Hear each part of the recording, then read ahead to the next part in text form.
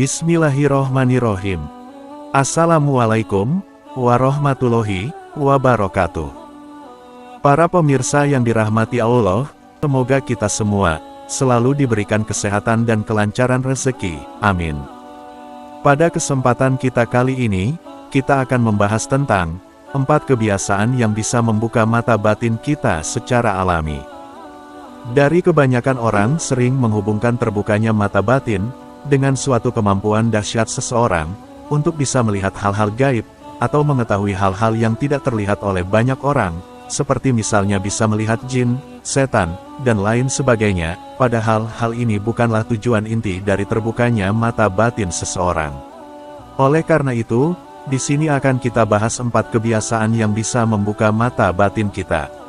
Untuk mengetahui lebih jelasnya, tonton terus video ini sampai selesai, agar kalian tidak salah paham. Sahabat beriman yang dirahmati Allah. Dalam video kali ini, kita akan bahas mengenai kebiasaan-kebiasaan yang bisa membuka mata batin seseorang, atau kunci di dalam membuka mata batin kita. Pada zaman sekarang ini, dari kebanyakan manusia banyak yang salah dalam memahami, khususnya mengenai masalah mata batin. Dari kebanyakan orang-orang memahami, dan selalu menghubung-hubungkan antara mata batin dengan kemampuan seseorang, agar bisa melihat hal-hal yang gaib, seperti misalnya bisa melihat jin, melihat setan, dan lain sebagainya. Namun sebenarnya, tujuan inti terbukanya mata batin seseorang, yaitu agar seseorang dapat memahami hubungannya dengan Sang Pencipta, serta membantunya dalam perjalanan spiritualnya, untuk bisa bertemu dengan Sang Guru sejati, atau dengan dirinya yang sejati. Pada dasarnya, setiap orang pun meskipun dengan latar belakang apapun, selama seseorang tersebut memiliki lahir dan batin yang sehat dan juga waras, apabila seseorang tersebut mau belajar, maka ia pasti bisa memiliki potensi yang sama untuk bisa membuka mata batinnya sendiri. Namun satu hal yang perlu dan harus kita ingat, bahwa apabila mata batin yang sekalinya sudah terbuka, maka akan memiliki dan membawa pada konsekuensi tertentu, dan hal ini tidak akan bisa ditutup kembali, namun hanya bisa diminimalisir saja.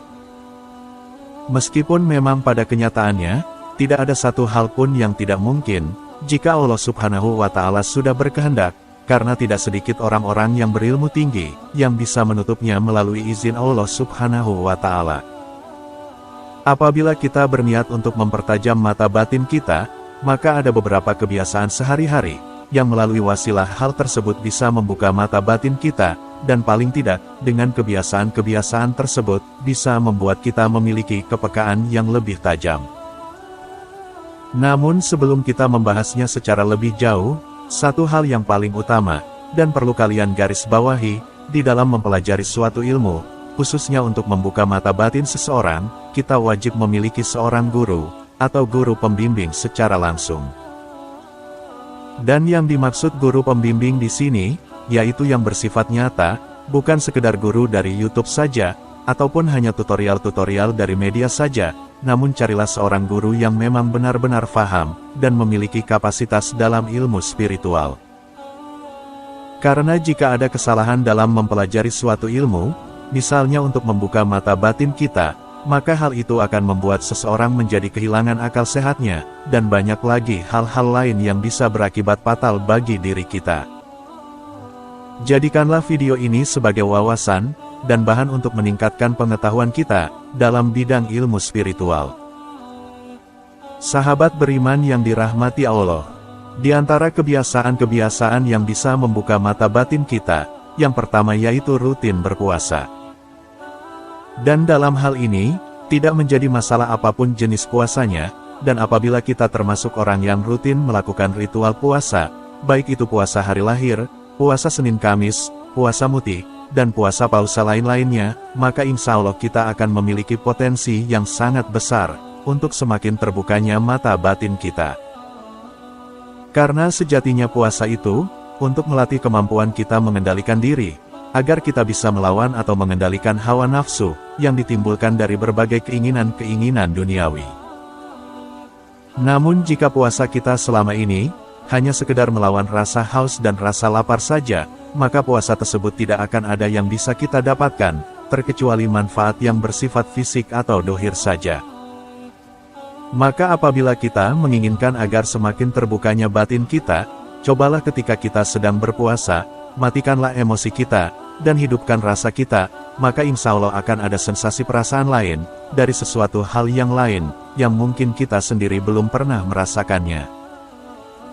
Kebiasaan yang kedua, yaitu kebiasaan untuk melakukan meditasi.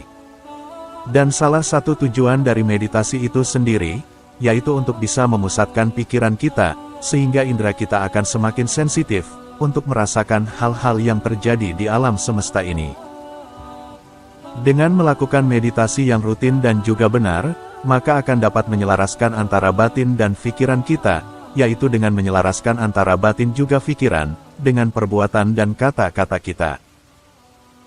Sebab seringkali kita melihat ada seseorang yang baik secara kata-kata, bahkan secara perbuatannya, namun di batin atau hatinya tersimpan rasa dendam atau lain sebagainya.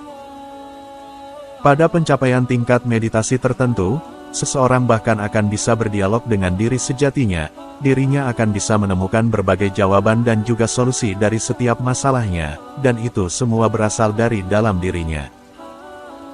Seseorang yang bisa dan berhasil menguasai meditasi kesadaran tingkat tinggi, maka dirinya akan terhubung dengan kesadaran alam semesta, sehingga ia akan mampu merasakan banyak hal yang tidak dapat ia lihat sama sekali.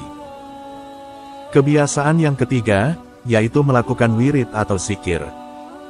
Memperbanyak wirid atau zikir, selain membuat kita bisa semakin dekat dengan Tuhan, hal ini juga memiliki banyak manfaat, untuk membuat diri kita menjadi lebih peka, terhadap energi-energi yang berada di sekitar kita. Namun dengan catatan, apabila wirid atau zikir ini dilakukan secara rutin dan juga benar. Apabila seseorang ingin membuka mata batinnya, dan dibarengi dengan melakukan wirid atau zikir tertentu, maka prosesnya akan menjadi lebih cepat, dan potensi keberhasilannya pun juga akan semakin besar. Kebiasaan yang keempat, yaitu senantiasa menjauhi larangan agama. Ibarat sebuah mesin, setiap dosa yang kita lakukan akan dapat mempengaruhi kinerja terbukanya mata batin kita, maka semakin banyak dosa yang kita lakukan, maka akan semakin lelet juga proses terbukanya mata batin kita, bahkan terkadang mata batin kita tidak mau terbuka sama sekali. Di antara dosa-dosa yang mesti kita hindari, itu terbagi atas 5 bagian.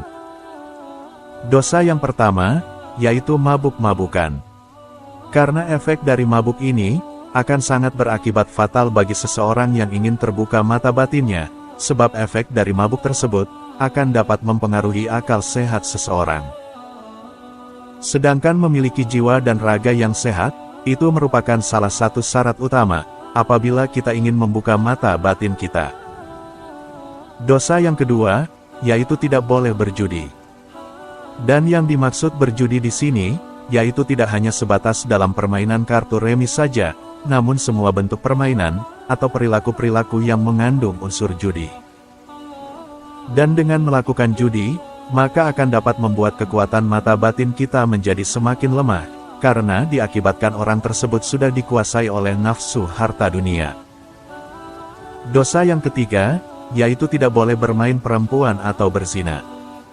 Meskipun larangan ini seperti hanya merujuk pada kaum laki-laki saja, namun larangan ini juga sebetulnya berlaku bagi kaum perempuan juga, dan percaya atau tidak, apabila seseorang yang memiliki ilmu mata batin, dan kemudian ia melakukan dosa jinah, maka kemampuan yang dimilikinya akan hilang secara tiba-tiba. Dosa yang keempat, yaitu tidak boleh memakai narkoba. Sebab perbuatan ini akan merusak akal sehat manusia, dan tentunya bagi seseorang yang ingin terbuka mata batinnya, akan sangat kecil kemungkinannya, jika ia melakukan dosa ini. Dosa yang kelima, yaitu tidak boleh mencuri. Apabila seseorang sudah dikuasai nafsu untuk mencuri hak orang lain, maka orang tersebut berarti sudah dikuasai oleh nafsu duniawi, dan nafsu duniawi yang tidak terkendali, maka akan bisa membutakan mata batin kita, bahkan dari seseorang yang tadinya sudah terbuka mata batinnya. Itulah 4 kebiasaan yang bisa membukakan mata batin kita. Akhir kata, jadikanlah video ini sebagai wawasan saja, dan apabila kalian ingin mempelajarinya, saya sarankan sebaiknya kalian mencari guru yang membimbing secara langsung. Semoga video ini bisa bermanfaat, mohon maaf apabila ada kesalahan.